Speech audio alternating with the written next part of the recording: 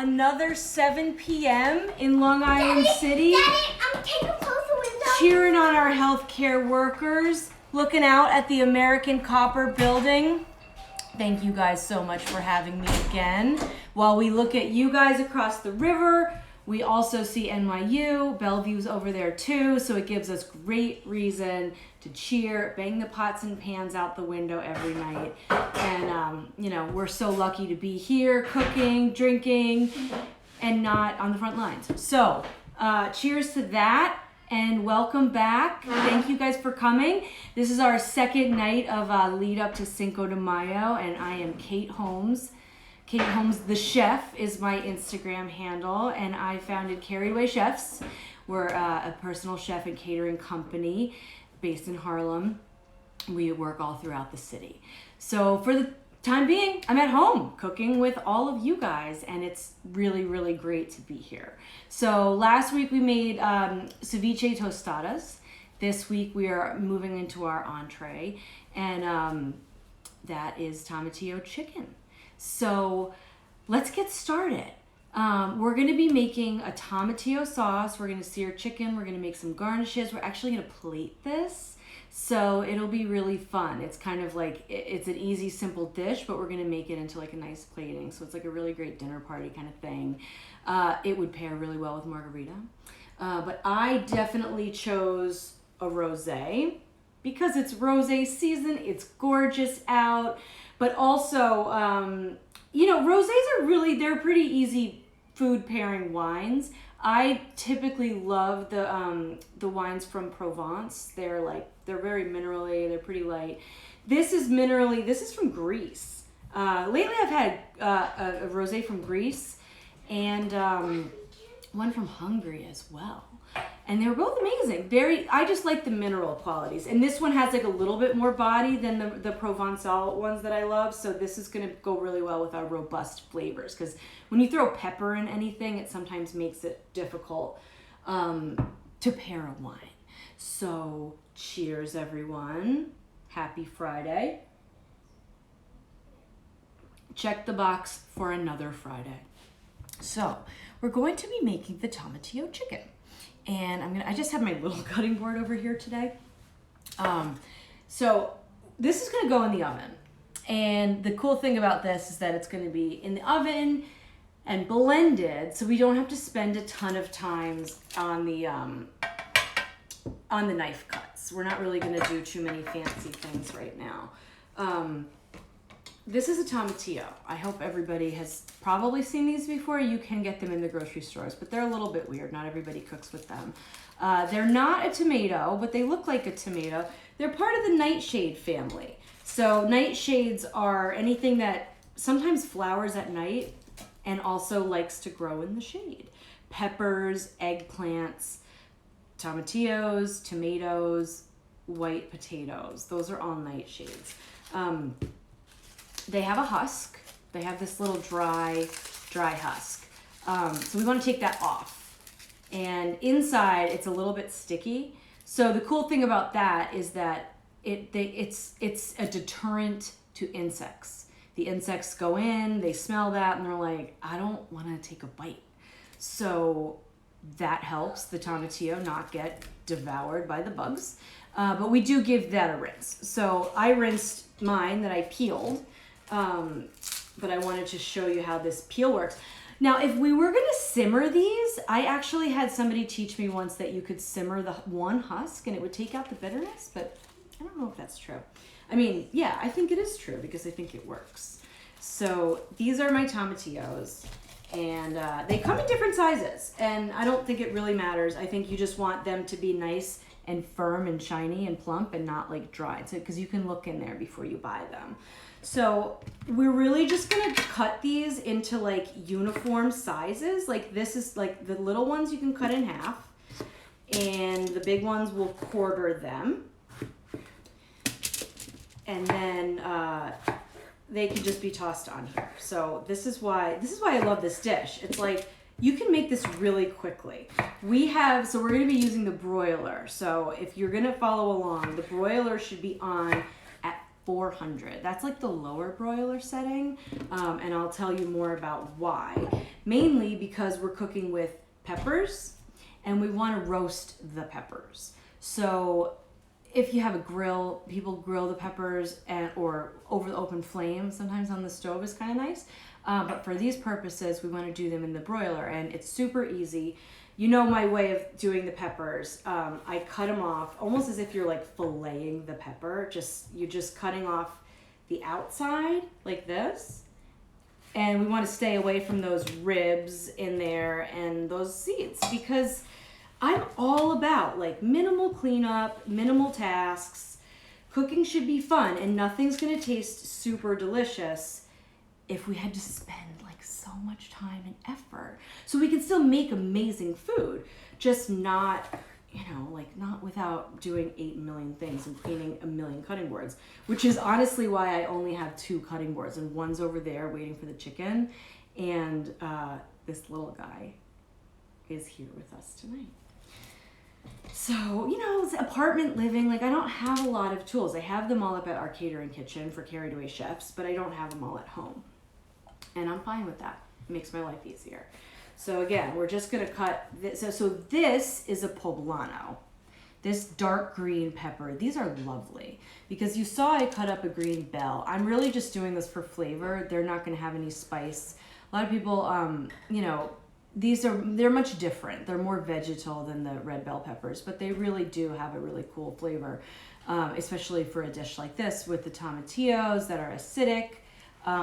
It's going to really balance that nicely. But we want to get some heat in there. So that's why I got the poblanos. Poblanos are kind of like a medium heat pepper. And you want to try them, see like how spicy it is. I always get nervous because I'm a little bit sensitive to spice, but I think I can handle that. And then we can also I'm not doing jalapenos tonight because my kids are like not that into spice, but throwing in like 1 jalapeno into this is lovely. So I'm putting this all in here. We are also going to add a little onion. I have this little guy that I got in my Misfits market. A little shout to Misfits again. They are hooking it up during the quarantine, saving me from having to hope that the grocery store is going to have what I want. So I'm just going to take this little onion and plop it in here. And then the last thing is a garlic clove. And you guys know that I love to smash the garlic clove, but I'm actually going to do that today with the skin on. So that way when it's roasting, it's not going to get super, super dark, and it'll get that roasty. When you're roasting garlic in the skin, it's like amazing. So these are all of this is going to be our sauce. And we're going to add Mexican oregano to that. Nice traditional flavor. So I'm going to add that spice. And then we're going to add cumin. Gotta have it. Toss it in. And then we're going to hit this with some oil. Like a nice amount of olive oil. And of course, salt. Salt is going to give it all of its flavor, because honest to God, we're going to just pop this right into the blender after it's all done. So that's going to be amazing. So we're going to just, we can use our hands to toss this together. And the one thing I will mention about it, otherwise you don't have to have like a rhyme or reason, but if you have the kind of broiler that has that flame going down the middle, try to put the peppers all in one spot and put them skin side up. Because what this is going to do is, while it's roasting all the rest of our vegetables, we're actually going to char the pepper skin. So we're kind of killing 2 birds with 1 stone. We're going to just do this all on one thing. And I forgot to mention, but this is really important. This is a big thing that I do as a home cook, as a personal chef. I put the oil on the pan. We don't have to wash it later. It makes it a little bit easier. But again, put these peppers down the middle. We're going to stick this under the broiler right where the flame is so that it chars these peppers. The 400 broiler, not super hot, and it's going to take about 25 minutes. So we have other things to do, and I'm going to pop this in right now. Okay, so while that starts to broil, we're gonna make some garnishes. And the reason why we're doing the garnishes now is a lot of times people get a little nervous about plating. Plated dishes, it like sounds all, you know, difficult. But there's something called mise en place. Mise en place is the term for everything ready, everything in its place. And it's really just the idea of having all the stuff, even the easy stuff, just done ahead of time so that when the hot food gets hot, you don't have to do anything else. So you're basically building right up to the moment where like the one thing that has to be cooked can be cooked and then everything else is going to be ready. So the first thing we're going to do is quick pickle some onions. Don't get nervous. It's not that hard. We're not going to can anything. This is really easy. So I have a bowl. I have a half a red onion, and I'm just going to slice this nice and thin and pop this in. So before we started, I put some pickling liquid on the stove. Now you can do a lot of things with pickle liquid. You can get very creative, but the base for it is really just 1-to-1 vinegar and water. And then you're gonna add sugar. So if you're making like a sour pickle or something, you probably wouldn't add any sugar at all. But we're doing onions, and I think it balances the flavor out really nicely to add some sugar. So I think we're doing like a half a cup of vinegar, half a cup of water, and then we'll do about a quarter cup of sugar and a nice handful, tablespoon, you know, of salt. So then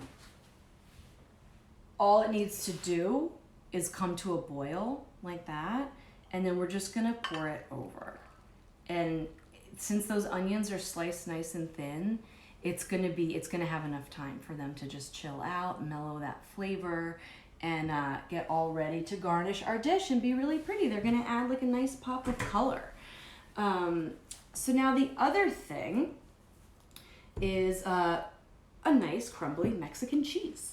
So we can do queso fresco, cotija, queso blanco, whatever you can find, and then get used to the flavor. There's, you know, this queso fresco is the most mild and the softest. Cotija and queso blanco are a little bit more, they're a little bit more salty and aged. But we, you know, they like are really nice. We're not going for Tex-Mex here. We're not gonna just drench it in jack cheese, which I love. I mean, I love a good quesadilla, but that's not really what we're going for tonight because it's rosé season, it's summer, we just want to be light, like we just want a reason to like, just relax and enjoy ourselves. So now we're just getting ready with the garnishes, you know? And if we're gonna do anything else, we wanna get that ready too, which I would say just, the tomatillos are so nice and bright. We don't really need to put lime, but it's a Mexican dish. So let's throw a little lime garnish. Let's slice this. And we probably will want to have a little bit of avocado maybe on top. Bring in a little like unctuous avocado. Don't forget about, if you weren't here last week, I have a guy, an avocado guy, and he is delivering to your home. Davocado guy. D-A-V-A, spell the avocado, guy. And that's his Instagram. And you can reach out to him and he will deliver. You only have to order like 5, I don't know.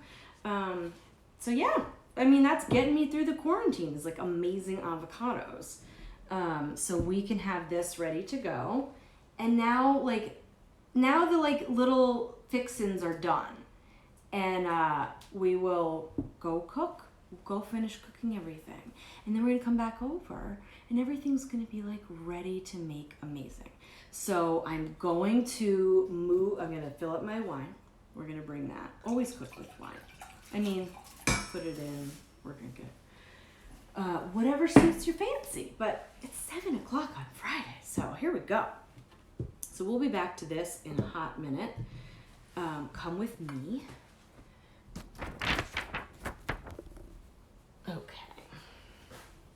Close your eyes if you get seasick or something because we're moving. We're on the move. And so this is my kitchen. This is my stove. It's so great. All right. So, moving right along, I have a nice cast iron skillet. And it is seasoned. There's a little bit of olive oil in it. Sorry, I just jumped out of the picture. I forgot where you guys were for a second. So this is going to be heating up just between medium and low.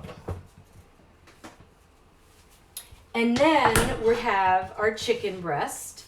Now, I always like cooking chicken on the thinner side because it just cooks faster. So if you can buy it thin slice, great. If you know that you like that brand, if not, just buy it yourself. But we're gonna dredge this in a little bit of a rub, give this some flavor. I just, I took cumin and smoked paprika. You know I love the smoked paprika. It just gives like, you know, a nice smoky flavor. But it's also gonna give a little red color in there, add some color to our otherwise green dish. So let's get this on one side and we'll flip it over and we'll add our rub to the other side. Now, these chicken cutlets, when they're like butterflied like this, they'll probably go in this pan for about 4 minutes or so per side. So while the chicken starts cooking, we're gonna start blending our sauce. So I already roasted some vegetables so that we don't have to wait till the ones I just did are done. So if you are following along, obviously this is like a pause point, but that's great. That's fine because, you know, we just need to settle our brains. So let's get this chicken in. Let's get the chicken in. And let's see. So cast iron skillets are totally awesome. If you don't have it, not a big deal. This is kind of small, so I'm just going to do these 2 right now. But they really they hold the heat very evenly. So it makes for it's going to give it nice color and it's going to cook really nicely. And see, it's like not sticking. I just had like a very thin coat of olive oil in there. And it's already just ready to go. So I'm going to pop this other guy in here. And those are going to start cooking. So while those are cooking, we are going to blend the sauce. So this is pretty much what it looks like when it comes out.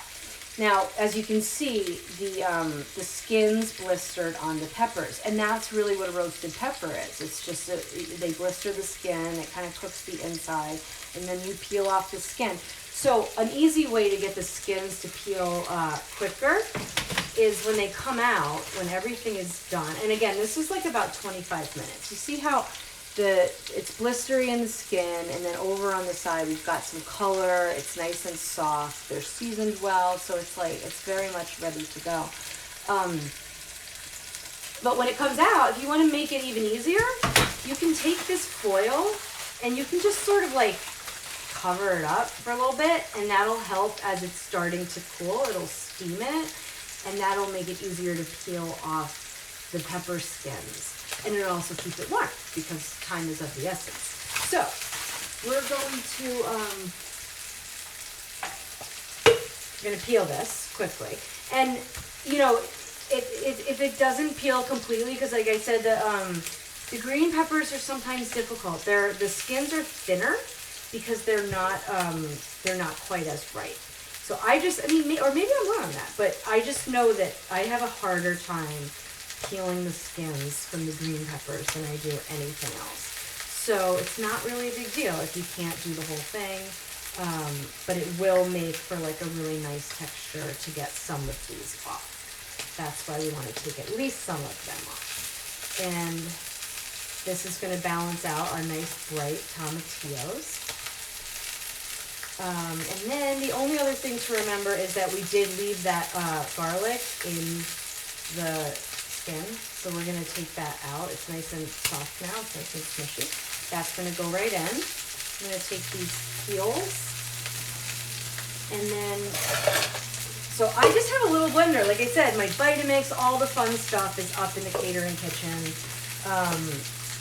And given the the space constraints of a New York City kitchen, I just have this little smoothie guy, and it is totally fine.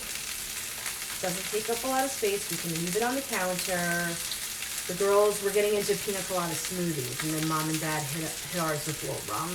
I mean, this is like after 5. It's not like it's morning smoothies. You do what you can. Okay, so that's all we need. They're already seasoned. It's totally perfect. Putting this in here, they're nice and soft. Those tomatillos, they have a lot of moisture in there, so we likely don't have to add any moisture. If they got overcooked and got dried out, you can add some olive oil, but essentially you're ready to go. So you can take this, give it some muscle, give it a blend. All right. So just like anything, be careful when you're blending hot liquids. They always say be careful, and you should, because the steam builds up in there and you don't want it to like open up and burn you. So this isn't super hot, but like if it's hot, like use that. But what I'm gonna do right now, I'm gonna turn that chicken pan down a little bit, and then we're gonna taste this, make sure it's seasoned to our liking. I like it. It's really bright. It's really the tomatillos are really nice and bright. We've got all of our flavors, our spices in there. I can taste the peppers. I'm gonna take a little cilantro. We don't do this ahead of time because we want to keep it a little on the fresher side. So blend it first. Blend all those cooked veg first, and then we'll add a little cilantro. Again, like minimal knife cuts in this dish, which is like kind of fun. And then and now we are done. Sauce is done. So I'm gonna flip these chickens. So the chickens were cooking for about 4 minutes. You can see it's starting to get white on the side. That's a good time to know that we can flip these babies over. We have some nice color on there. Our spices cooked up really nicely. And everything is looking great. I'm going to turn this heat down because what I'm going to do now, I'm going to just move this off the burner for a second. What we're going to do now is we're going to finish the chicken with our tomatillo sauce. Just kind of give it like a little braise, a little So let's put this back on the heat. We'll take a little bit of our sauce, pour it on in there. Doesn't have to be all of it. You can save some for plating. It doesn't matter. But we do want this chicken to sort of cook in our tomatillo sauce. We can baste it a little bit. And so it depends on what you're doing. If you're gonna serve this over rice, you could serve it over vegetables. I mean, you could even get fancy and make the sauce into a chili base and shred everything up. What I'm going to do, I'm not doing rice with this. I have some beans. These are borlotti beans. They're just a little bit bigger than pinto beans, which would be amazing as well. I'm going to add some beans. Give it a little bit more volume in there so everybody gets a nice full belly. So while this chicken is finishing, we're just heating everything up. And again, it's about 4 minutes on the second side. So we'll just give it a little time. Give it a little time for all those flavors to meld, and you're giving the sauce a chance to sort of cook down even more. Pick up any of the chicken flavor that's on the pan. Because obviously when the chicken is searing, you're getting some good caramelization on there. Some of those spices are making some good flavors. So now everything is coming together quite nicely. And I'm really excited. Like, I think this is just like, it's simple. It's a little bit rustic, but it's gonna look so gorgeous. It's not what you expect, but it's like, let's use a new vegetable. Let's do something different. I mean, I made this for my kids a few weeks ago and they loved it. So I think this is looking pretty good. And we are just about done. But we're gonna move it back over to my little plating station where we got started. So again, let's cheers. Let's cheers to cooking the chicken and have a sip of wine. I hope you guys are having a really good time. I know I am.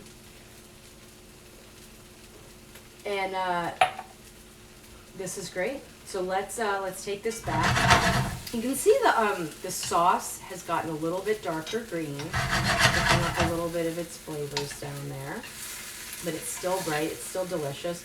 Our chicken feels firm, right? The chicken feels like it's not gonna. It doesn't feel like it's bouncing back anymore. It feels like it's a little bit more firm. But I think if we have 4 or 5 minutes per side, we can pretty much say that we're good. Now, if you're doing this in a batch, obviously most of us are cooking for more than 2 people for here and there. You can transfer these out. You can transfer them out and put it like in the oven. You kind of just do it in a batch, and then the last one is going to be your hot sauce, and then you can bring your chicken and you can slice it up. So let's bring this over here, back over, because I'm getting a little hot. We'll bring this back over, and we're gonna. Okay. Oh wait, Harper, my wine. Coming. I had the hand for the chicken, a hand for the camera, and not a hand for the wine. Gosh. All right. So here's our chicken. And now back over. Ooh, Harper, can you give me a plate? Me lady. Yeah, thank you. Harper is my man. He's my husband. So lovely. Puts up with all my carried awayness. Great. Perfect. Okay, so I am going to take a piece of chicken and move it over to my teeny tiny baby cutting board. And we're just gonna let that sit. Like, you don't wanna slice it the second it comes out of the oven because the juices will come out. You wanna let the protein just chill. Like, it just needs to like chill for a second. Here, I want you to see that pretty little pan right there. We want it to just chill because it needs to relax. Those juices need to kind of just sit in there. If we just cut it, it's gonna be like, no, I'm so mad, don't do that. So let's sit for a second and we'll talk about our sauce. And for plating, oh, I have the rest of my sauce here too. So when we're doing a plate, traditionally, you kind of go from the middle if we want to be a little bit fine dining about it. And it doesn't have to, it's not going to end up looking like froofy, I promise. So we're going to take a little of our sauce. That we can use this one since we have it right here. We're going to put it in the middle here. Okay. Plop a little bit of that guy down there. And then we will take, I got to remember the cast iron skillets stay really hot, so we can't forget that. Be in for a big surprise. We're gonna take the rest of our sauce and beans and continue with our center of the plate plating. Super fun. And if you did want to serve this family style, you could just do this right down like a serving platter, and then we're gonna put the chicken on top. It's gonna be super pretty. All right, so that's our plate, really nice. And now our chicken, and we're gonna cut it so it's like nice and shingled down the mids. Cut that into like 4 or 5 slices here. And we can pick this up. So if you're gonna do this for a group, I'm just doing this one piece, but if you're gonna do it for a group, go down your board, slice them all. Keep them like this. Keep them in their portions or keep them in the portions you're gonna serve your guests. And just leave them. They're gonna stay warmer that way. And then when you're ready, we're gonna just pick them up and put them down like that, right? You wanna see a little bit on the inside. Super lovely. Look at that. Get that knife out of the way. All right, so we have our plate. Looking good. It's looking really good. Good job, guys. All right. And remember our onions? So they have had time to chill. And look it's not just like purple skin anymore. They're like nice pink. They turn bright. They turn fun. They are sweet. They are pickled, and they're gonna add some color and some amazing flavor to this dish. I gotta try it. Make sure. Quality control. So let's take a couple of these guys, and we're going to I'm gonna put that across the front. Gonna put that over top. Oh my gosh, I totally love it. And then our cheese. Go on with the cheese. We're gonna plate this cheese again right across the top. How much fun. I mean, do you feel like you just went to a restaurant? I think I do. I mean, this is like, and that's the thing, it's really not that hard. And that's why you should try it once in a while, because you're gonna put all this effort in, and then you can like put it together and be like, look it, we did it, it's amazing. I'm putting some more cilantro because I love cilantro, and especially with this dish, it's super bright, super amazing. But I'm also really excited because I have some microgreens, and these have some purple stems, some red sorrel. We can go around the plate. We can be a little fancy. We can, less is always more with plating. So this is the point where it's like, Kate, you're getting carried away. Oh my God, stop. But I'm just gonna take a little bit of these and I'm gonna go over the top, and I'm gonna say that this is good. I'm gonna say I'm really happy about that. In fact, yeah, I'm gonna dig in right now. See the chicken, see the sauce, and the wine. Cheers to you. Thank you again. I am Kate Holmes, the chef, with Carried Away Chefs. American Copper Building is right across. We just cheered for you guys and the healthcare workers, and I'm really psyched to see you guys again. Have a great weekend. Tomorrow's supposed to be super nice. Get outside, 6 feet apart from other people, and I'll see you again soon.